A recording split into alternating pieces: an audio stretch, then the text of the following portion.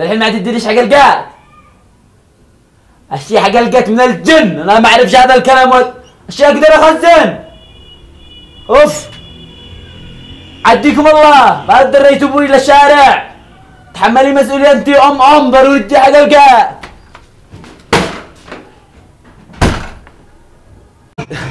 السلام عليكم بالقلب. اهلا بالحبيب. والله العظيم مننا حراف وضابح خليها على الله بس. ايوه انا ايش اعمل لك؟ حاولت اتسلف لامي هديه، تعرف بكره عيد الام وما قدرت ادبر ولا قدرت، ما حد رضى يسلفني 2000. الله عليك يا مرضي.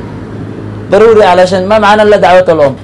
يعني بدك مني اشياء 2000 انت بتعرف شو صار عليك؟ سجلها فوق الاولى. اخر ها؟ بتكفي 1000؟ هذه حق البيبس ولا ايش؟ اقصد قصدي ما تكفيش حق هديه يعني.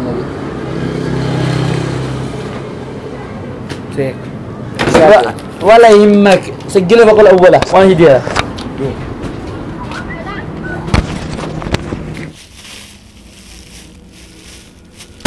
اشترينا علاق يا قاد، قال لك عاد ادي هديه لامي، والله ما تشم حاجه، ما رضت تدي لي قيمه قاد. ارويها لكن لا، تمام ما ترضيش، لا ليش يتبروا يجيبوا اطفال الشارع، قال لها حاجه تصرف علي. الحين ما افعل انا، ضروري افعل حاله بالواتس من جيز خلق الله الذي فعلوه، حالة واتساب. اوكي امي يا نبض حياتي، هذه حلوة. بعدين امي ما عندهاش واتس تشوفها ولا شيء. مليح وازد جاهز. اوكي الان ارجع خزن يا جلال.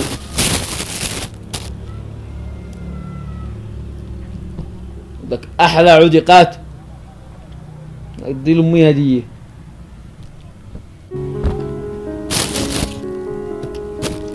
مع الاسف اكثر الشباب، الاكثر انا بين اقول انه لا عنده مسؤوليه ولا عنده اهتمام، والان بيشل نفسه ويسوي حالات مدري ايش في حب الام، يشتري هديه وهو طول السنه بيتعبها ويعصيها ويفعل كل شيء، وعيد الام بيطيعها. يا ابني طيعها طول السنه ولا بطلت احسن وتبرأ وخليها تتبرأ منك.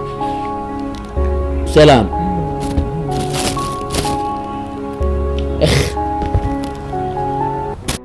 قالوا عن الدنيا وعن قاساها، قلت الذي فيها بحسب علمي. قالوا عن الدنيا وعن قاساها، قلت الذي فيها بحسب علمي. بطبعهم قد غيروا هواها، بطبعهم قد غيروا هواها. إحساسها بالحب صار وهمي، إحساسها بالحب صار وهمي.